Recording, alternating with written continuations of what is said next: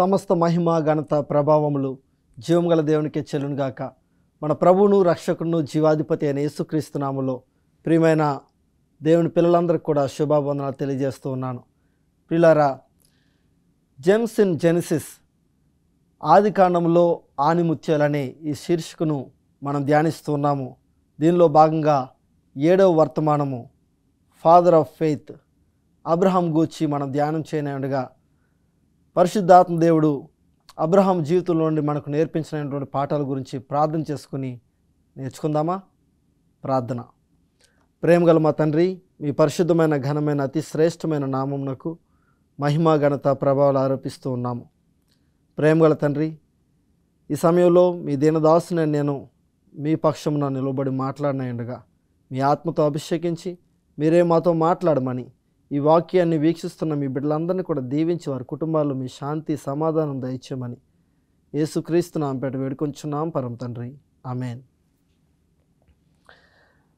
Babel నుంచి ప్రజలు చెదరిపోవడం గురించి మనం చూసినప్పుడు, దేవుడు మీరు విస్తరించి ఫలించి అభివృద్ధి చెందమంటే నోవహు సంతతి అయినటువంటి ప్రజలు మనమంతా ఒకచోటే ఉందామని వారంతా కూడా బాబెలు గోపురాన్ని వారు కడుతున్నప్పుడు దేవుడు వారి భాషను తారుమారు చేస్తున్నారు. అందుచేత బాబేలు అనగా కన్ఫ్యూజన్, ఆ యొక్క మాటలు తారుమారు అయిపోయి గందరగోళం ఏర్పడి వారు చెల్లా చెదరైపోయి ఉన్నారు. అయితే బాబెల్ నుండి ప్రజలు చెదిరిపోయి వెళ్ళిపోయిన తర్వాత విగ్రహారాధన మళ్ళీ లోకమంతా కూడా వ్యాపించింది.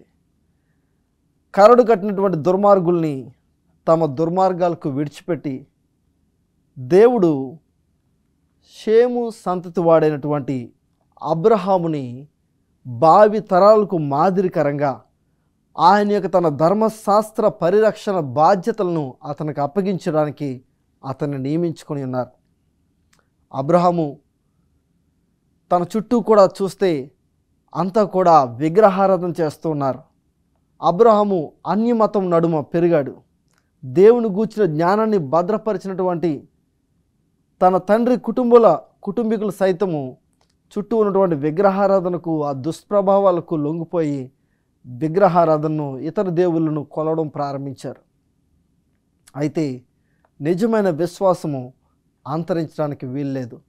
దేవుడు ప్రతి తరములోనూ ఆయనకు నమ్మకంగా ఉండే ప్రజలను, నమ్మకంగా ఉండే బిడ్డలను ఆయన ఎన్నుకొని కాపాడుచున్నారు. తన సేవ చేయడానికి దేవుడు ఎప్పుడూ ఒక శేషించిన జనాంగాన్ని సంరక్షిస్తూ వచ్చారు. ఈ శేషించిన జనాంగంలో ఆదాము, షేతు, హానోకు, మెతుషెల, నోవాహు, షేము వలె యుగ యుగాల పొడవునా కూడా దేవుని ధర్మ విధుల్ని భద్రపరిచేవారుగా దేవుడు ఆయా తరాల్లో ఒక్కొక్కరిని నిలవబెట్టుకొని ఆయనకు నమ్మకస్తులుగా వాడుకొని ఉన్నారు. అయితే తెరహు కుమారుడైనటువంటి ఈ పరిశుద్ధ విశ్వాసానికి వారసుడుగా పిలువబడినటువంటి అబ్రహాం గురించి మనం చూసినప్పుడు, అబ్రహాము దేవుని యొక్క మాట ప్రకారంగా జీవించున్నాడు. అన్ని ప్రక్కల నుండి కూడా విగ్రహారాధనకు ఆయనకు పిలుపులు, ఆహ్వానాలు వస్తూ ఉన్నాయి. కానీ వాటిని అతడు అంగీకరించలేదు. అతడు విశ్వాసం లేని జనుల మధ్య విశ్వాసిగా జీవించాడు. అదే అతని గొప్పతనం. విశ్వాసహీనులైన ప్రజల మధ్య వీరుడిగా అతడు జీవించున్నాడు. విశ్వాసహీనుల మధ్య విశ్వాస వీరుడిగా అతడు జీవించున్నాడు. తన చుట్టూ ప్రబలుతున్న అవినీతి అతన్ని తాకలేదు. నిజమైన ఒకే ఒక దేవుణ్ణి అతడు భక్తిగా ఆరాధించాడు. కీర్తనల గ్రంథము 145వ కీర్తన 18వ వచనము, సామ్ 145 verse 18, తనకు మొర్రపెట్టు వారికి అందరికీ, తనకు నిజముగా మొర్రపెట్టు వారికి అందరికీ యెహోవా సమీపంగా ఉన్నాడు అని లేఖనం సెలవిస్తుంది. అవును, తనకు మొర్రపెట్టు వారికి దేవుడు ఎప్పుడు కూడా సమీపంగా ఉన్నారు. తనకు నిజముగా మొర్రపెట్టినప్పుడు దేవుడు సమీపంగా ఉండి ఆయన నేనున్నా, నీకు తోడుగా ఉన్నానని ఆయన ఎల్లప్పుడూ కూడా ఆయన వాగ్దానాలను గుర్తు చేస్తూ బలపరుస్తూ నడిపిస్తారు. దేవుడు అబ్రహాంతో మాట్లాడి ఉన్నారు. దేవుడు అబ్రహాముకు ప్రత్యక్షమై దేవుడు అంటూ ఉన్నారు, నిన్ను గొప్ప జనముగా చేసి నిన్ను ఆశీర్వదించి నీ నామమును గొప్ప చేయుదును, నీవు ఆశీర్వాదంగా నుందువు అని దేవుడు సెలవిచ్చున్నారు. నేను నిన్ను గొప్ప జనాంగంగా చేస్తాను, నేను నిన్ను ఆశీర్వదిస్తాను అని చెప్పినారు. అయితే ఈ వాగ్దానం నెరవేరాలంటే, భూమి యొక్క సమస్త జనులు నీ ద్వారా ఆశీర్వదింపబడాలంటే, తన వంశం ద్వారా లోక రక్షకుడు వస్తాడనే ప్రశస్త వాగ్దానాన్ని కూడా దానికి జోడించి దేవుడు అబ్రహాంతో మాట్లాడుతూ, భూమి యొక్క సమస్త వంశములు నీ యందు ఆశీర్వదింపబడినని దేవుడు సెలవిచ్చున్నారు. అయితే ఈ వాగ్దానం తన జీవితంలో నెరవేరాలంటే ఒక పరీక్షకు నిలవబడవలసిన వాడై ఉన్నాడు. ఆదికాండము 12:1 మనం చూసినట్లయితే, జెనసిస్ చాప్టర్ 12:1, యెహోవా నీవు లేచి నీ దేశము నుండి, నీ బంధువుల యొద్ద నుండి, నీ తండ్రి ఇంటి నుండి బయలుదేరి నేను నీకు చూపించు దేశమునకు వెళ్ళుము అని దేవుడు సెలవిచ్చున్నారు. నేను నీకు చూపించే దేశానికి నువ్వు బయలుదేరి నీ యొక్క సొంత ఇంటి నుండి, నీ స్వదేశం నుండి బయలుదేరి వెళ్ళమని చెప్పి ఉన్నారు. అబ్రహాంకి దేవుని యొద్ద నుండి వర్తమానం వచ్చినప్పుడు, నీవు లేచి నీ ఇంటి వారిని, నీ యొక్క సొంత ఇంటి వారిని, నీ సొంత దేశమును విడిచిపెట్టి నేను నీకు చూపించే దేశమునకు వెళ్ళమని చెప్పినప్పుడు, దేవుని యొక్క ఉద్దేశము ఆయన యొక్క పరిశుద్ధ వాక్య పరిరక్షకుడిగా తనను దేవుడు యోగ్యుని చేసేందుకు గాను అబ్రహాము తన పూర్వ జీవిత సంబంధాలు, అనుబంధాల నుంచి వేరు కావటము అవసరమైంది. ఎందుకంటే దేవుడు ఆయన ఒక ప్రత్యేక జనాంగంగా ఏర్పాటు చేసుకుంటూ ఉన్నారు. You are called from darkness into his marvellous light. దేవుడు ఆయన యొక్క బిడ్డలను చీకటిలో నుండి, అంధకారంలో నుండి ఆయన అత్యున్నతమైన మహిమకరమైనటువంటి వెలుగులోనికి దేవుడు ఆయన బిడ్డలను పిలుచుకుంటూ ఉన్నారు. 1 పేతురు 2:9 మనం చూసినట్లయితే, మనము దేవుని యొక్క గుణాతిశయములను ప్రచురం చేయ నిమిత్తము దేవుడు చీకటిలో నుండి ఆశ్చర్యకరమైన తన వెలుగులోనికి మనల్ని పిలుచుకుంటున్నారని లేఖనం సెలవిస్తుంది. రాజులైన యాజక సమూహంగా, పరిశుద్ధ జనాంగంగా దేవుడు ఉండాలని కోరుతూ ఉన్నారు. దేవుడు అదే రీతిగా అబ్రహామును పిలిచినప్పుడు ఆయన కొరకు ప్రత్యేకపరచుకొని ఆయన పిలుస్తూ ఉన్నారు. హెబ్రీయులకు రాసిన పత్రిక 11:8 హీబ్రూస్ చాప్టర్ 11:8, అబ్రహాము పిలువబడినప్పుడు విశ్వాసమును బట్టి ఆ పిలుపునకు లోబడి తాను స్వాస్థ్యముగా పొందనయున్న ప్రదేశమునకు బయలు వెళ్ళెను. చూసారా, అబ్రహాము పిలువబడినప్పుడు విశ్వాసమును బట్టి అక్కడికి వెళ్ళబోతున్నటువంటి దేశంలో చక్కగా నీళ్ళు ఉంటాయా, వస్తువులు ఉంటాయా, అక్కడ అంతా కూడా బాగా ఉంటుందా, ఆ భూమి సారవంతమైనదా కాదా, అక్కడ ఉన్నటువంటి పరిస్థితులు, ఆ వాతావరణ పరిస్థితులు అన్నీ అనుకూలంగా ఉంటాయా లేవా, అక్కడ ఆ ప్రదేశము ధనార్జనకు అనుకూలమైనదా కాదా అనే ప్రశ్నలు ఏమీ అడగలేదండి. అతడు దేవుని మాటకు విధేయుడయ్యాడు. దేవుడు చెప్పినటువంటి మాటకు విధేయుడై దేవుని మాట ప్రకారంగా ముందుకు వెళ్ళినాడు. హెబ్రీయులకు రాసిన పత్రిక 11:1 హీబ్రూస్ చాప్టర్ 11:1, విశ్వాసం అనగా నిరీక్షింపబడు వాటి యొక్క నిజస్వరూపమును అదృశ్యమైనవి ఉన్నవంటకు రుజువునై ఉన్నదని లేఖనం సెలవిస్తుంది. అబ్రహాము దేవుని మాటను నమ్మాడు, అది అతనికి నీతిగా ఎంచబడింది. దేవుని యొక్క మాటకు ప్రాధాన్యత ఇచ్చాడు. అక్కడ ఎలా ఉంటుందా అన్నది ప్రక్కన పెట్టేశాడు. ఆ వాతావరణం ఎలా ఉంటుందో, ఆ ప్రదేశం ఎలా ఉంటుందో అనే ప్రశ్నలు అడగలేదు. దేవుడు చెప్పాడు, నేను చేస్తాను. దేవుడి మాటకు నేను శిరస వహిస్తాను. ఇది అబ్రహాము యొక్క విశ్వాసము. అబ్రహాము చూపిన సందేహరహిత విధేయత బైబిల్ అంతటిలోనూ విశ్వాసానికి గల నిదర్శనాల్లో ప్రధానమైనదిగా మనం చూస్తూ ఉన్నాం. అవును, అబ్రహాము కనుపరిచినటువంటి విశ్వాసము సంపూర్ణమైన, పరిపూర్ణమైనటువంటి విశ్వాసము. దేవుని వాగ్దానం నమ్మి గృహాన్ని, బంధువుల్ని, జన్మస్థలాన్ని విడిచిపెట్టి తాను ఎక్కడికి వెళ్తున్నాడన్నది కూడా ఎరగకుండానే దేవుడు రమ్మన్నారు, దేవుడు పిలిచారు, నేను బయలుదేరుతున్నానని ముందుకు సాగాడు. అబ్రహాముకు వచ్చింది ఇది తేలికైన పరీక్ష ఏమీ కాదు. తన స్వజనమును, సొంత ప్రదేశమును, సమస్తమును విడిచిపెట్టి వెళ్ళమంటే మామూలు మాటలు కాదు. అయితే అతడు చేయాల్సిన సమర్పణ చిన్నది కాదు. అతని తన ప్రదేశానికి, బంధువర్గానికి, గృహానికి బంధించి ఉంచగల బలమైన బంధాలున్నాయి. ఆ కుటుంబంలో వాళ్ళు అబ్రహాం బయలుదేరుతుంటే వాళ్ళు నువ్వు వెళ్ళొద్దని ఆ యొక్క కుటుంబ సభ్యులు అబ్రహాముని, నువ్వు దూరంగా వెళ్ళిపోతే మేము నిన్ను మిస్ అవుతాము, నువ్వు ఎలాగ వెళ్ళిపోతావు మమ్మల్ని విడిచిపెట్టని వాళ్ళు అబ్రహామును ఆపేసే పరిస్థితులు ఉన్నాయి.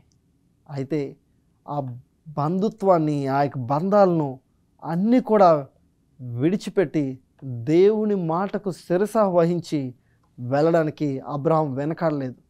ఇదండి అబ్రహాము యొక్క విశ్వాసం. అయితే దేవుడు ఆయన మాట మీద నమ్మకించే వారిని విడిచిపెట్టరు. దేవుడు ఆయన మాట మీద నమ్మకించే వారికి శ్రేష్టమైన బహుమానాలను ఇస్తారు, శ్రేష్టమైన ఈవులను ఇస్తారు.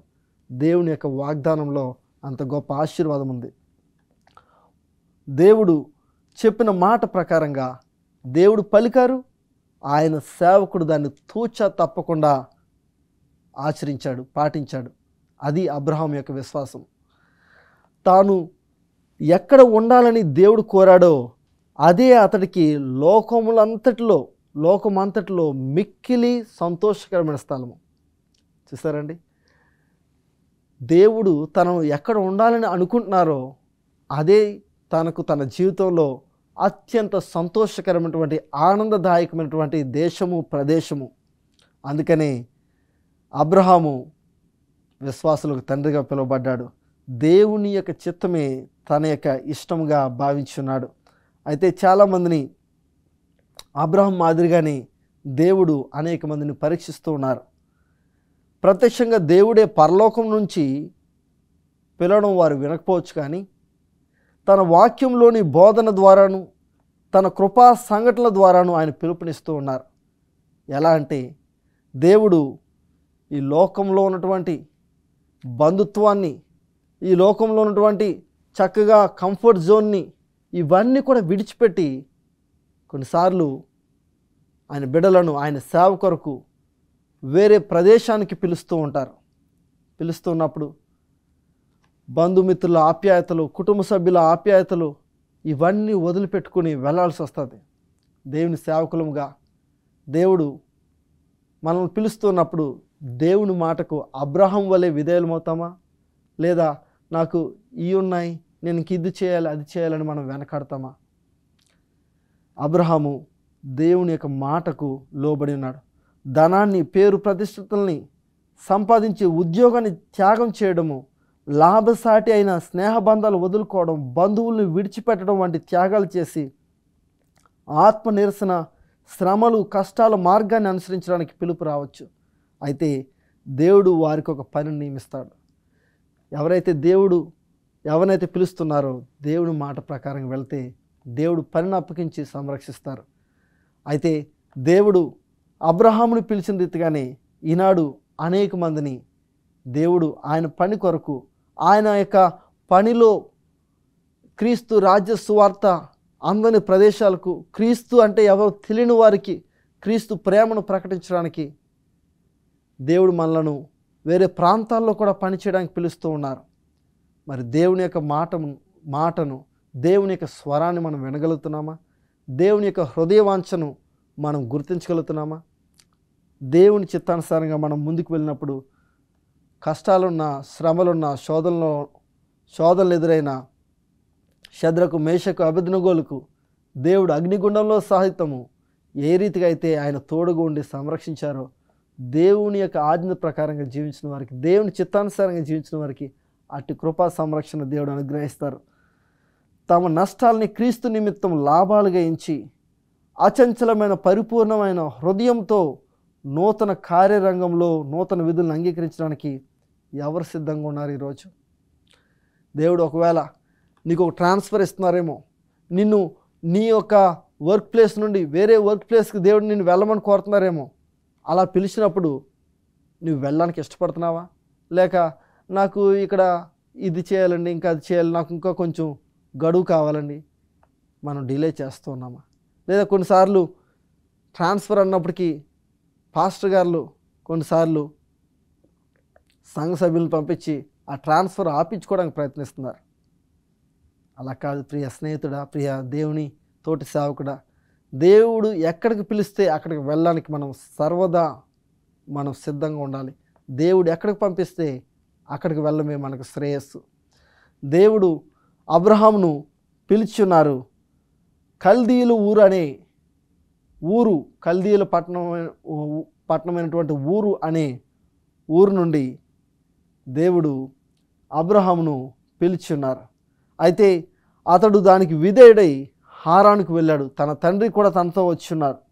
అయితే తన తండ్రి తెరహు మరణానంతరము అబ్రహాము తెరహును హారాన్లోనే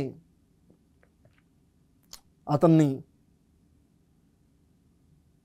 పాతిపెట్టి అతనికి సమాధి చేసి ఇప్పుడు అబ్రహాము దేవుని మాట ప్రకారంగా ముందుకు సాగడానికి, దేవుడు ముందుకు వెళ్ళమన్న మాట ప్రకారంగా ముందుకు సాగడానికి అంగీకరించి ముందుకు వెళ్ళి ఉన్నాడు.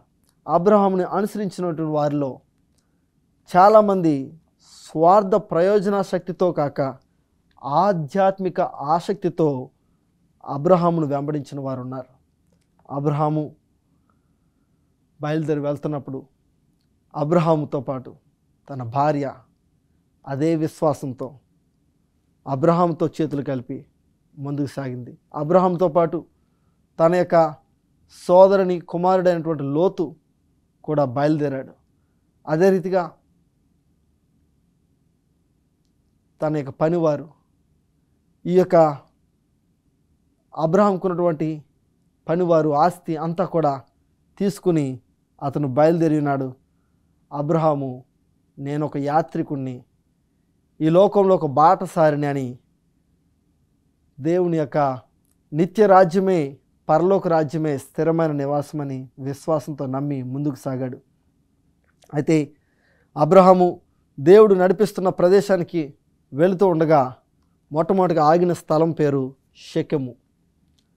షెకెము అనే ప్రాంతంలో ఆగినప్పుడు అక్కడ కొండల మధ్య చక్కని ఒలీవ చెట్లు ఉన్నాయి, చక్కగా గలగల ప్రవహించే సెలయేర్లు ఉన్నాయి.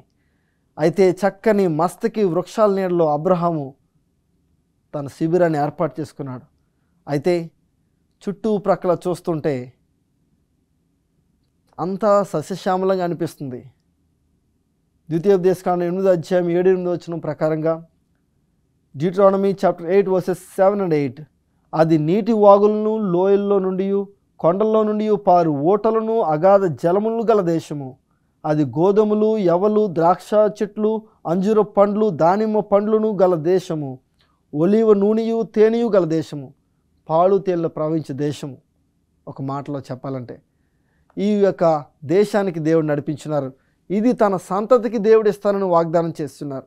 అయితే అక్కడికి వెళ్ళిన తర్వాత చుట్టూ చూస్తే అక్కడ కూడా అందరూ విగ్రహారాధన చేస్తున్నారు. అంతా కూడా విగ్రహారాధనలో తేలియాడుతున్నారు. వివిధ దేవతలకు వాళ్ళు బలిపీఠాలు కట్టి విగ్రహాలు నిలబెట్టి ఆరాధన చేస్తున్నారు. అబ్రహాం అవన్నీ చూసి మనసులో కలతపడినప్పటికీ దేవుడు అంటున్నారు, అబ్రహమా నువ్వు భయపడవద్దు, ఇది నీ సంతతికి నీకు నేను ఇస్తూ ఉన్నాను. అయితే ఈ యొక్క దేశాన్ని నేను నీకు స్వాధీనంగా ఇవ్వబోతున్నానని దేవుడు సెలవిచ్చున్నారు.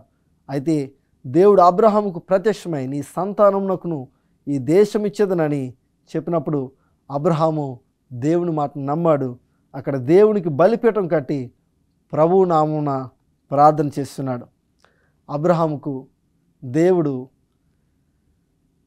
అబ్రహాము నా స్నేహితుడని దేవుడు సెలవిస్తున్నారు. దేవుని స్నేహితుడిగా అబ్రహాము జీవించున్నాడు. అబ్రహాము దేవుని స్నేహితుడిగా మనకు గొప్ప ఆదర్శాన్ని ఇస్తూ ఆదర్శ జీవితాన్ని జీవించున్నాడు. గొప్ప ఆదర్శంగా నిలిచాడు. అతనిది ప్రార్థన పూరితమైనటువంటి ప్రార్థన ప్రధాన జీవితము. ప్రార్థనకే ప్రాధాన్యత ఇచ్చున్నాడు. ఎక్కడ అతడు గుడారం వేశాడో అక్కడ బలిపీఠం కట్టి ఉదయం సాయంత్రం కూడా అక్కడ బలి అర్పణ అర్పిస్తూ జీవం గల దేవుడైన యెహోవా నామం పేరట ప్రార్థన చేస్తున్నాడు. అయితే చుట్టుప్రక్కల ఉన్న ప్రజలు కూడా అబ్రహాము యొక్క జీవన శైలిని చూసి, జీవిత విధానాన్ని చూసి అబ్రహాము నుండి దేవుని యొక్క ఆత్మీయ పాఠాలు నేర్చుకోవడానికి వచ్చి ఉన్నారు. అయితే దేవుడు ఎల్లప్పుడూ కూడా తన బిడ్డలను సంరక్షిస్తూ నడిపిస్తూ ఉంటారు.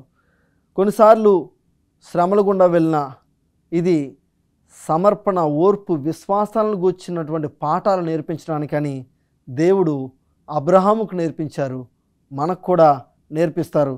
ఎక్కడున్నప్పుడు కూడా దేవుడు ఆయన ప్రజలను విడిచిపెట్టరు. ప్రియ సహోదరుడ, సహోదరి, నువ్వు ఒకవేళ ట్రాన్స్ఫర్ అయ్యి వేరే ప్రాంతంలో నివసిస్తున్నావేమో, అక్కడ చుట్టుప్రక్కల ప్రజలు ఎవరో నీ భాష వారికి తెలియదేమో, నువ్వు నివసిస్తున్నటువంటి ఆ ప్రదేశంలో ప్రజలందరూ కూడా వివిధ సంస్కృతులతో, వివిధ విగ్రహారాధనతో జీవిస్తున్నారేమో. నువ్వు కలతపడద్దు. నీవు దేవునికి నమ్మకంగా ఆరాధన జరిగిస్తూ ఉండు. నీ కుటుంబంలో కుటుంబ ఆరాధనను నువ్వు కొనసాగిస్తూ ఉండు. దేవుడు నీ కుటుంబమును ఒక వెలుగు దీపస్తంభంగా ఆ పట్టణంలో, ఆ ప్రాంతంలో ఉంచి నీ ద్వారా అనేక మందికి దేవుని యొక్క వెలుగును ప్రసరింప చేయడానికి దేవుడు నిన్ను, నీ కుటుంబాన్ని వాడుకోవడానికి ఇష్టపడుతున్నారు. అబ్రహాము దేవుని యొక్క మాటను నమ్మాడు, దేవుని యొక్క చిత్త ప్రకారంగా ముందుకు సాగి ఉన్నాడు. యోబుకి శ్రమలు రావడానికి దేవుడు సమ్మతించారు. అయితే దేవుడు యోబుని విడిచిపెట్టారా? విడిచిపెట్టలేదు. ప్రియుడైనటువంటి యోహాన్ను దేవుడు పద్మాసు ద్వీపంలోనికి ఒక కారాగార వాసముగా పద్మాసు ద్వీపంలోనికి వెళ్ళడానికి దేవుడు అనుమతించారు. అయితే అక్కడ దేవుడు విడిచిపెట్టారా? విడిచిపెట్టలేదు. పద్మాసు ద్వీపంలో కూడా యేసు ప్రభువారు యోహానుకు ప్రత్యక్షమై యోహానుతో మాట్లాడి ఉన్నారు, ధైర్యపరుచున్నారు. నీవెక్కడున్నప్పుడు కూడా దేవుడు నిన్ను విడిచిపెట్టరు. నీ పట్ల దేవునికి కలిగి ఉన్న ప్రణాళికలు ఎంతో గొప్పవి. ఇర్మియా 29:11 జెరెమయా చాప్టర్ 29:11 నేను మిమ్మల్ని గూర్చి ఉద్దేశించిన సంగతులను నేను ఎరుగుదును, అవి సమాధానకరమైన ఉద్దేశంలే కానీ హానికరమైనవి కావు. దేవుడు మన పట్ల కలిగి ఉన్న ఉద్దేశములు ఎప్పుడు కూడా మన యొక్క మేలు కొరకే, మన శ్రేయస్సు కొరకే తప్ప దేవుడు మనల్ని ఎప్పుడు కూడా ఎన్నడూ కూడా విడిచిపెట్టరు. అయితే తన చుట్టుప్రక్కల ఉన్నటువంటి రాజ్యాల వారు కూడా అబ్రహాం చూసి అబ్రహామును ఒక మహారాజుగా, సమర్థవంతమైనటువంటి అధినేతగా గౌరవించారు. అవును, ఎందుకంటే అబ్రహాములో దేవుని యొక్క శక్తిని, దేవుని యొక్క కృపను, దేవుని యొక్క గొప్పతనాన్ని అబ్రహాం జీవితంలో వారు చూడగలిగి ఉన్నారు. అబ్రహాము నమ్ముతున్న దేవుడు నిజమైన దేవుడని వారు గుర్తించారు. అబ్రహాముకు దేవుడు ఎల్లప్పుడూ కూడా తోడుగుండి నడిపించున్నారు. విశ్వాసంతో ఉన్నప్పుడు, మనము దేవుని చిత్తానుసారంగా మనం ముందుకు వెళ్తున్నప్పుడు దేవుడు విడిచిపెట్టరు. దేవుడు అంటున్నారు, అబ్రహాంతో ఇలా అన్నారు దేవుడు, అబ్రహమా, నేను సర్వశక్తి కలిగిన దేవుడను, నా సన్నిధిలో నడుచుచు నిందారహితుడివై ఉండుము, నేనే నీకు కేడము, నేనే నీ కేడము, నీ బహుమానము అత్యధికమగునని దేవుడు సెలవిచ్చున్నారు. అయితే దేవుడు అబ్రహామును ఎప్పుడు కూడా విడిచిపెట్టలేదు. అబ్రహాముకు ఎల్లప్పుడూ కూడా తోడుగా ఉన్నారు. రోమీయుల రాసిన పత్రిక 4:3 రోమన్స్ చాప్టర్ 4:3 అబ్రహాము దేవుని నమ్మెను, అది అతనికి నీతిగా ఎంచబడెను. అబ్రహాం దేవుని నమ్మాడు. అబ్రహాము దేవుని నమ్మాడు కనుక అది అతనికి నీతిగా ఎంచబడింది. నీవు నేను కూడా దేవుని నమ్ముదాము, దేవుని వాగ్దానాలను స్వతంత్రించుకుందాము, దేవుని యొక్క వాగ్దానాలను మనం స్వతంత్రించుకుందాము, దేవుని చిత్తానుసారంగా జీవిద్దాము. అటు కృప, ధన్యత, అటు గొప్ప భాగ్యము అబ్రహాం వలె అబ్రహాం కలిగినటువంటి విశ్వాసం మనం కూడా కలిగి ఉండలాగిన దేవుడు మన కృప చూపించి నడిపించును గాక. May God bless you.